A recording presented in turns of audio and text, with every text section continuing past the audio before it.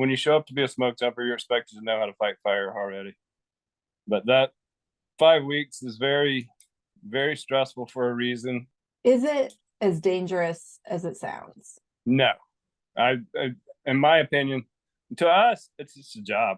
It's a fun job, but it's just a job. It's just where we go to work. It's where we go to the office.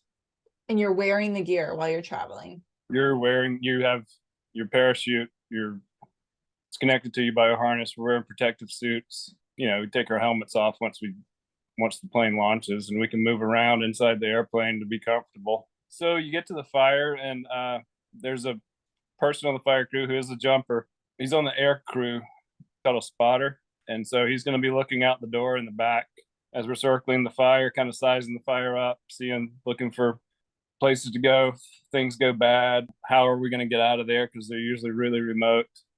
And most importantly, selecting a jump spot. Then we climb up to 3,000 feet, usually jumping 2-person sticks.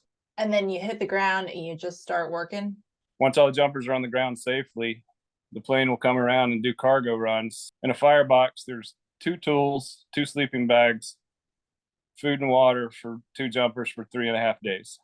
That's thrown out. Once that's on the ground safely, then you get your tools out, you hike to the fire. Hopefully it's not too far. And digging a trench basically around the fire, taking fuel away from it. Then once you get it lined, we usually start bone piling, which is when you just take the bigger burning debris inside and just pile it up and let it burn down to nothing. And then usually the next day, we crawl through every inch of the fire and hand feel all of the fire to make sure we got all the hot spots out. If there's a hot spot, then we'll stop and deal with that. It's called cold trailing. We'll cold trail the whole fire again until there's no hot spots left.